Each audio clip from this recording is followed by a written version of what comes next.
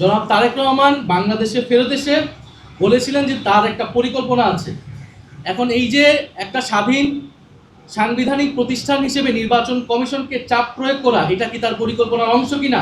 Election কমিশনের সাথে আমাদের এক ধরনের টানাপোড়েন আমাদের আরও আগের থেকে, কিন্তু প্রধান উপদেষ্টাকে অবগত করাটা আমাদের দায়িত্ব মনে হয়েছে।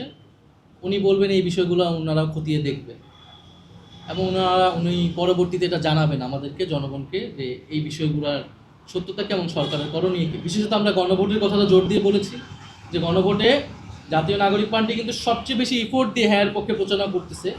যখন এটার জন্য আমাদেরকে গণভোটের প্রচারণার জন্য শোকজ আসে, তাহলে সেই বিষয়টাকে সরকার আসলে কীভাবে, সরকারের সাথে তাহলে ইলেকশন কমিশন।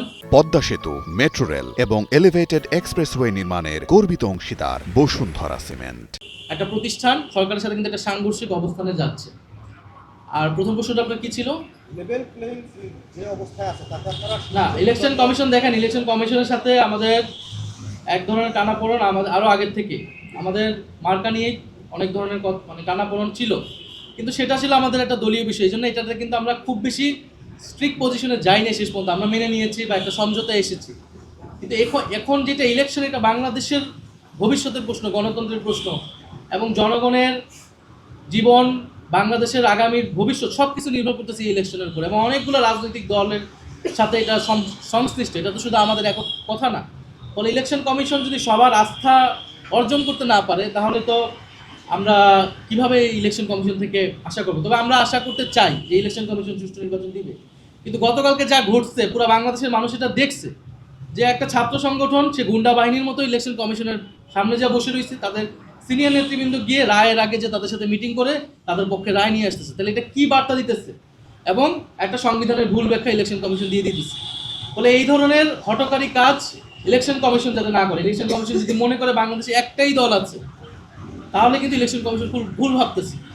বাংলাদেশে রাজনৈতিক দল অনেকগুলো রয়েছে, জোট রয়েছে, সবচেয়ে বড় গুরুত্বপূর্ণ বাংলাদেশের জনগণ, এগুলো কিন্তু সব কিছুই দেখতেছে। ফলে আমরা কিন্তু মাঠে নামতে বাধ্য হব যদি ইলেকশন কমিশন এই আচরণগুলো আমাদের কাছে কন্টিনিউ করে। যদি এবং এটার জন্য যদি মাঠে নামতে হয়, তাহলে আমরা সম্মিলিতভাবে, ঐক্যবদ্ধভাবে মাঠে নামবো, 10 দলীয় জোট। এটা নিয়ে আমাদের একটা প্রাথমিক কথা হয়েছে। কিন্তু আমরা মাঠে নেমে এই ধরনের আন্দোলনের পরিস্থিতি তৈরি করি। আমরা নির্বাচনে যেতে চাই, আমাদের সব প্রার্থীরা রেডি হয়ে গেছে, আমরা অলরেডি গণভোটের প্রচারণা করছি। আমাদের কালকে হয়তো 300 আসনে একটা সমঝোতা পুরো পরিষ্কার হয়ে যাবে, উইথড্র করবে আমাদের সকলের প্রার্থী যারা। তো আমরা আসলে নির্বাচনের মাঠে যেতে চাই, কিন্তু আমাদেরকে যাতে আন্দোলনের মাঠে আনতে বাধ্য না করে নির্বাচন কমিশন আমাদের ভিতরে উদ্বেগ তৈরি করছে। এবং ইলেকশন কমিশনের সামনে গিয়ে বসে থাকলে যদি ইলেকশন কমিশন তাদের পক্ষে অবস্থান নেয়, তাহলে কিন্তু আমাদেরকেও তাহলে ইলেকশনের কমিশনের সামনে অবস্থান নিতে হবে। কিন্তু আমরা সেই দিকে যেতে চাই না। আমরা চাই না এরকম কোনো মুখোমুখি পরিস্থিতি হোক। নির্বাচনের কমিশন কিন্তু এই ধরনের একটা মেসেজিং দিচ্ছে যে ইলেকশন কমিশনের সামনে যে অবস্থান গ্রহণ করলে, মত তৈরি করলে ইলেকশন কমিশন তাদের পক্ষে রায় দিবে। ফলে ইলেকশন কমিশন কোনো দলের চাপে, কোনো শক্তির চাপে তারা নতজানু হবে না, এটাই আমাদের প্রত্যাশা থাকবে। যদি এরকমটা হয়, তাহলে আমাদেরকেও ইলেকশন কমিশনের বিরুদ্ধে বা এই ধরনের আচরণের বিরুদ্ধে অবস্থান নিতে হবে। অতীতে ইলেকশন কমিশনার যারা দলের পক্ষে অবস্থান নিয়েছে, নির্বাচনের নিরপেক্ষতা রাখতে পারেনি, তাদের পরিণতি কি হয়েছে এই ইলেকশন কমিশন যেটা স্মরণে রাখে।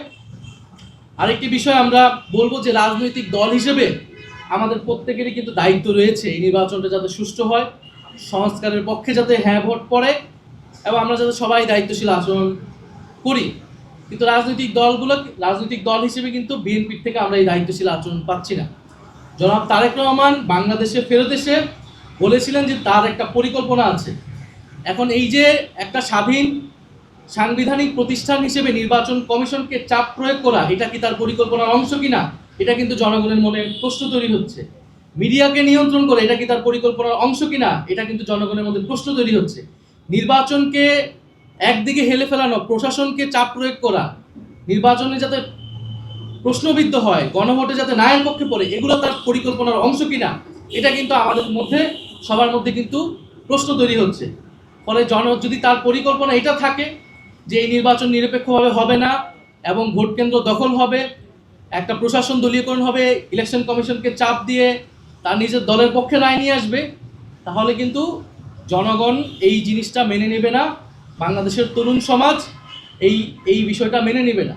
ফলে আমরা বলবো যে বাংলাদেশকে নিয়ে, এবং তার পরিকল্পনা এটাও কিনা যে ঋণ খেলাপিদের সংসদে নিবে, দ্বৈত নাগরিকতা যাদের রয়েছে তাদেরকে সংসদে নিবে, যারা আবারও ঋণ খেলাপি হবে, যারা আবারও টাকা লুট করবে, ব্যাংক লুট করবে এবং টাকা পাচার করবে তাদের ওই ভিন্ন দেশে। ফলে তার পরিকল্পনাটা জনগণের সামনে স্পষ্ট করা উচিত।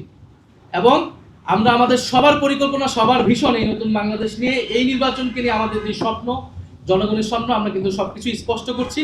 আমরা আশা করব যে সবাই যার যার জায়গা থেকে দায়িত্বশীল ভূমিকা পালন করবে এবং সরকার এবং নির্বাচন কমিশন নিরপেক্ষ অবস্থান দেয়।